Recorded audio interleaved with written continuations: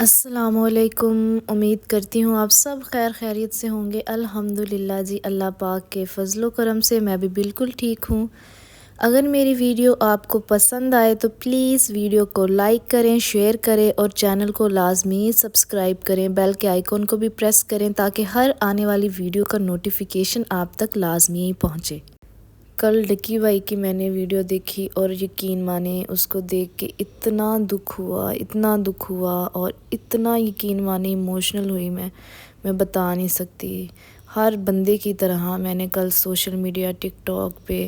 بہت سی ویڈیوز دیکھی جہاں پہ میں نے دیکھا کہ لوگ بھی سب یقیناً اس کے ساتھ ہیں اور اس کی بات سے متفق ہیں اور اس کے حق میں بات کر رہے ہیں۔ مجھے سمجھ نہیں آتی کہ کیا بنے گا اس ملک کا، یہ ملک پاکستان جس کو ہم اتنی محبت کرتے ہیں، کچھ غدار لوگوں کی وجہ سے یقین مانیں اس کا اتنا امیج خراب ہو چکا ہے کہ یقین مانیں ان کچھ بدتمیز لوگوں کی وجہ سے بہت سے لوگ اپنے ملک سے نفرت کرنے لگے ہیں۔ جس ادارے میں چلے جائیں، جس طرف منہ کر لے اس طرف ہی کرپشن، ہر طرف مطلب پورے پاکستان میں کرپشن ہی کرپشن بھری ہوئی ہے۔ اگر میں ڈکی بھائی کی بات کروں تو یقین مانیں مجھے پہلے اس چیز کا بالکل بھی آئیڈیا نہیں تھا کہ وہ کیوں اریسٹ ہے۔ اتنا پتہ تھا کہ وہ جیل میں ہے، ٹھیک ہے، لیکن مجھے ریزن کا نہیں آئیڈیا تھا۔ میں یہ سمجھتی تھی کہ یہ جو پیچھے مسئلہ چلا ہے ایپ کا، جو انہوں نے مل کے ایپ بنائی ندیم نانی والا اور رجب بٹ اور ڈکی بھائی نے، تو شاید اس کی وجہ سے کوئی ایشو بنا اور اس کی وجہ سے یہ اریسٹ ہوا ہے۔ لیکن کل کی ویڈیو دیکھنے کے بعد مجھے ساری بات کا پتہ چلا کہ اس کے اوپر تو اتنے جھوٹے الزامات لگائے گئے اور جھوٹے مقدمات میں پھنسا کے اس کو اتنا زیادہ لوٹا گیا۔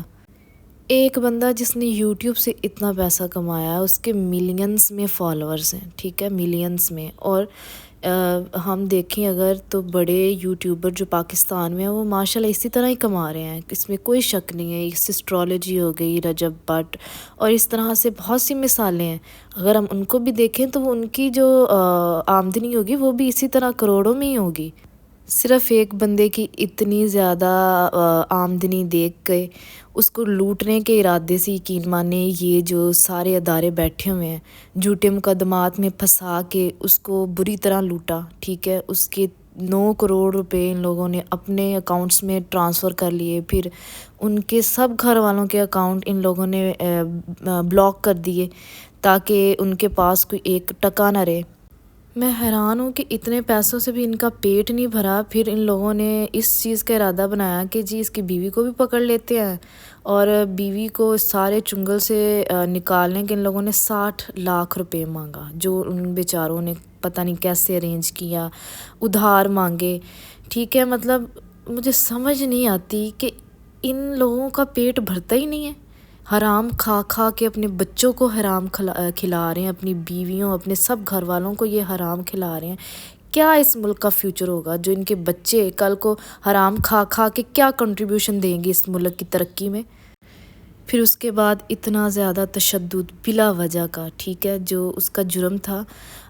میں اگر میں پرسنلی طور پہ یہ سوچتی تھی کبھی کبھی کہ اس سارے معاملے میں کہیں نہ کہیں شاید ڈکی بھائی کی کوئی تھوڑی بہت غلطی تو ضرور ہوگی، ٹھیک ہے۔ اگر اس پہ اتنی بڑی آزمائش ڈالی ہے تو یقیناً اللہ پاک اسے کچھ سیدھا راستہ ہی دکھانا چاہتا ہوگا، لیکن یار آپ لوگوں نے اس کے ساتھ اتنا برا کیا ہے۔ میں کل اس کی ویڈیو دیکھ رہی تھی، اس کے رونٹے کھڑے تھے، وہ پوری طرح سے ڈسٹرب تھا مینٹلی فزیکلی، اتنا تشدد کہ وہ بندہ جو ہے وہ بات کرنے سے بھی گھبرا رہا ہے، وہ ڈر رہا ہے۔ ہم لوگ یہ سوچتے تھے کہ جب ویڈیوز آتی تھی، جب اس کا وہ عدالت میں جاتا تھا یا کچھ بھی ہوتا تھا اسے باہر لے کے آتے تھے تو میڈیا اس کی انٹرویو لینے کی کوشش کرتا تھا، لیکن وہ بالکل چپ ہوتا تھا اور بہت سے لوگ اس پہ میمز بھی بناتے تھے، ویڈیوز بھی بناتے تھے کہ ڈکی بھائی اب دیکھو کیسے ہو گیا ہے، اب اس سے بات نہیں آتی، اب یہ بولتا نہیں ہے۔ لیکن یار اس چیز کے پیچھے جو حقیقت تھی وہ یقین مانے کل کھل کے سامنے آئی ہے، وہ بتا رہی ہے کہ اس ملک کا کیا نظام ہے، یہاں پہ ایک عام انسان کے اوپر کس قدر ظلم کر کے اس کا منہ بند کر دیا جاتا ہے، ٹھیک ہے۔ وہ بیچارہ بات کرنے سے بھی گھبراتا ہے کہ میرے منہ سے نکلی بات میرے اوپر ہی جو ہے وہ بعد میں مجھے ہی اس چیز کا خمیازہ بھگتنا پڑے گا۔ اور سرفراز چودھری جیسے کچھ حرام خور اتنا پڑھنے کے بعد اتنے ماشاءاللہ اچھے اور بڑے عہدوں پہ یہ لوگ فائز ہیں۔ ان لوگوں نے اس ملک کے نظام کو بہتری کی طرف لے کے جانا ہے، اور یہ یقین مانے پڑھے لکھے جاہل ہیں کہ انہیں صرف حرام کی پیسے کی پڑی ہوئی ہے۔ یہ مجھے سمجھ نہیں آتی، اتنا پڑھنے کے بعد جب انسان کو ہر چیز کا پتہ ہوتا ہے، غلط اور صحیح میں تمیز ہوتی ہے، یہ اس قدر ان کی غلیظ سوچ ہے، اس قدر ان کی غلیظ حرکتیں ہیں کہ میں حیران ہوں کیا بنے گا اس ملک کا۔ دنیا میں بھی ایسے افسروں کا انجام برا ہے، اور انشاءاللہ آخرت میں تو سب ان کا انجام دیکھیں گے کہ کتنا بھیانک ہوگا۔ اور سب سے مین پارٹ ڈکی بھائی کی ویڈیو کا جو تھا، جس نے یقین مانے واقعی بہت دکھ دلایا، وہ تھا کہ اتنے مشکل ٹائم میں یقین مانے کوئی نہیں تھا اس کے ساتھ، کوئی دوست، کوئی احباب، صرف اور صرف اس کی فیملی اس کے ساتھ تھی،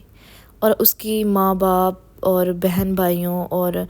اس کی بیوی کے علاوہ اور کوئی شخص نہیں تھا۔ یقین مانے اتنا دکھ ہوا کہ خوشی میں سب آپ کے ساتھ ہوتے ہیں، سب آپ کے شانہ بشانہ چلتے ہیں، لیکن جیسے ہی آپ کے اوپر مشکل وقت آتا ہے تو سب لوگ ساتھ چھوڑ جاتے ہیں۔ سوشل میڈیا کی یہ دنیا بہت ہی جھوٹی ہے، یہاں پہ خوشی میں تو سب آگے بڑھ چڑھ کے حصہ لیتے ہیں، سب لوگ کہیں گے کہ میں نظر آؤں، میں آگے دکھوں، میں ویوز لوں کہ میں اس کا بہت سچا دوست ہوں۔ لیکن یار کیا کرنا ہے اس دوستی کا کہ جب مشکل ٹائم آئے آپ کے دوست کے اوپر اور آپ جو ہیں وہ اس کا حال ہی نہ پوچھے۔ چلو اتنا ہی کر سکتے تھے نا یہ سوشل میڈیا کے جتنے بھی بڑے ولاگرز تھے، ٹک ٹاکرز تھے، وہ ڈکی بھائی تک تو ان کی اپروچ نہیں تھی، وہ کم سے کم ان کی فیملیز کا تو حال پوچھ سکتے تھے، ان کا کچھ درد بانٹ سکتے تھے، ان کو کچھ حوصلہ دے سکتے تھے۔ یہی بہت بڑی بات ہوتی ہے جو انسان کو بعد میں یاد رہ جاتی ہے کہ فلاں آیا تھا اس مشکل حالات میں، اس نے 2 اچھے بول دیے تھے تو ہم کو اس سے حوصلہ ہو گیا۔ اس پوری سٹوری سے یقین مانے ہر شخص کے لیے ایک نصیحت ہے کہ اچھا ٹائم ہمیشہ کے لیے نہیں رہتا، ہمیں تیار رہنا چاہیے برے وقت کے لیے بھی، برا وقت کبھی بھی آ سکتا ہے، اور اس برے وقت میں کسی نے آپ کا کوئی ساتھ نہیں دینا، آپ نے خود اپنی لڑائی اپنے برے وقت میں خود لڑنی ہے، ٹھیک ہے؟ آپ کی فیملی کے علاوہ کوئی اور بندہ آپ کے ساتھ نہیں ہوگا۔ یہ ساری دوستیاں جھوٹی ہیں، یہ سارے جتنے بھی تعلقات ہیں یہ سب جھوٹے ہیں، اور اللہ پاک میرے ملک پاکستان کی حفاظت فرمائے۔ یہ جو کچھ غدار لوگ بیٹھے ہوئے ہیں ان کو ان کے انجام تک پہنچائیں۔ میں یہی ریکویسٹ کروں گی کہ جو لوگ بھی میری ویڈیو سن رہے ہیں پلیز اپنی اولادوں کو حلال کا کھلائیں، ٹھیک ہے؟ یہ ہمارے ملک پاکستان کا فیوچر ہے، مستقبل ہے۔ حرام کھا کے انہوں نے کچھ اچھا کام نہیں کرنا، کل کو یہ بھی آپ جیسے حرام خور ہی بنیں گے۔ حلال کا کمائیں، حلال کے کم پیسے میں بھی بہت برکت ہوتی ہے، اپنے بچوں کو حلال کھلائیں۔ ہم جیسے کچھ میڈل کلاس لوگ جو کم پیسے کما کے بہت کم آمدنی میں اپنے گھروں کا گزارا کرتے ہیں، اور اینڈ پہ یقین مانے اللہ پاک کا بہت شکر ادا کر کے رات کو سوتے ہیں کہ اللہ پاک تیرا شکر ہے، تو نے کھانے کے لیے دیا، تو نے رہنے کے لیے چھت دی۔ وہ بھی لوگ ہیں جن کے لیے 2 ٹائم کا کھانا بھی نہیں ہے، جن کے پاس رہنے کے لیے چھت نہیں ہے، اور ڈکی بھائی کے لیے یہی دعا کروں گی کہ اللہ پاک اسے دن دگنی اور رات چگنی ترقی دے، ٹھیک ہے؟ اور وہ واپس اپنی اسی پوزیشن میں واپس آ جائے جہاں سے اس نے چھوڑا تھا، اور اللہ پاک خوب ترقی دے اور میرے ملک پاکستان کی حفاظت کرے۔ یہاں پہ جو غدار ہیں، کرپٹ لوگ ہیں، ان کو ان کے اسی دنیا میں ان کے انجام تک پہنچائے،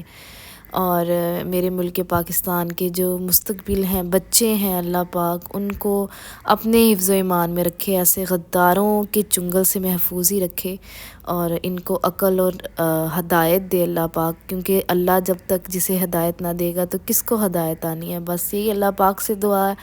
کہ اللہ پاک تو ان حرام خوروں کو ہدایت دے کہ یہ اپنے بچوں کو حلال کھلائیں، اور میرے ملک پاکستان کا مستقبل بہت روشن ہو، بہت ہی روشن ہو۔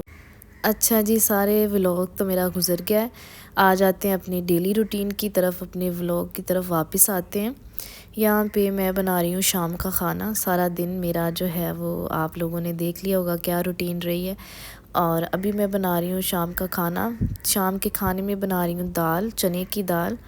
اور آج میرے ہسبینڈ اسپیشل فرمائش کر کے گئے تھے، دال بہت کم بناتے ہیں ہم، کیونکہ ہم 2 ہی لوگ ہیں کھانے والے، تو ایک دن سبزی بنا لیں تو 2 دن ہم سے ختم نہیں ہوتی، تیسرے دن جو ہے وہ ہمیں کسی کو دینی پڑتی ہے، تو دال کا جو باری ہے، دال کی باری ہے، وہ جلدی نہیں آتی۔ تو آج وہ خود کہہ کے گئے تھے کہ آج تم نے چنے کی دال ہی بنانی ہے۔ بچے گئے ہوئے ہیں اپنے نانا ابو کی طرف، اس لیے گھر میں تھوڑا سا ہے جو سکون ہے، اور میں آرام سے کام کر پا رہی ہوں۔ اگر وہ گھر پہ ہوں تو پھر وہ بہت شیطانیاں کرتے ہیں، اور وہ کچن میں میری ٹانگوں کے ساتھ آ کے چپٹ جاتے ہیں، اور مما کھانا، بھوک ہو چاہے نہ ہو، لیکن یہ ڈائلاگ انہوں نے بولتے رہنا ہے، کان کھاتے رہنا ہے۔ اور یہاں پہ آلموسٹ میری ہانڈی بن گئی ہے۔ گرم مسالہ میں ہر روز اسی طرح پیس لیتی ہوں، اکٹھا گرائنڈ کر کے نہیں رکھتی۔ سوکھا دھنیا، کسوری میتھی اور زیرہ اور کالی مرچ، یہاں پہ یہ سب چیزیں جو ہیں وہ میں نے اچھے سے ان کو پیس لیا ہے، اور ہانڈی پکنے کے بعد اینڈ پہ میں اسے ہانڈی میں ڈال دوں گی۔ اور جی کافی مزیدار بنی تھی دال، اور یقین مانیں یہ دال بھی آلموسٹ ہم نے 2 سے 3 دن کھائی ہے، اور ابھی تک ہماری فریج میں پڑی ہوئی ہے۔ پتہ نہیں کیوں اتنا سالن کھایا ہی نہیں جاتا۔ جب میں کھانا بناتی ہوں تو مجھ سے بہت زیادہ بن جاتا ہے، نہ چاہتے ہوئے بھی، اور پتہ نہیں کم بنانے کی عادت ہی نہیں ہے شروع سے۔ الحمدللہ میرے مائکے میں ہماری فیملی بہت بڑی تھی، تو اس وجہ سے زیادہ مقدار میں کھانا بنتا ہے۔ اور پلیز اگر آپ کو میرا ولاگ جو ہے وہ پسند آئے تو مجھے کمنٹ میں لازمی بتایا کریں، میرے حوصلہ افزائی کیا کریں، اور میرے چینل کو لازمی سبسکرائب کریں، فالو کریں، شیئر کریں، اور انشاءاللہ کل نئے ولاگ کے ساتھ حاضر ہوں گی۔ اللہ پاک آپ کو لمبی زندگی، صحت اور تندرستی عطا فرمائیں، اور آپ کے بچوں کو بھی تندرستی صحت عطا فرمائیں، اور سب مل کے میرے ملک پاکستان کے لیے لازمی دعائیں کیا کریں کہ اللہ پاک اس کو تا قیامت قائم رکھے، اور اس کے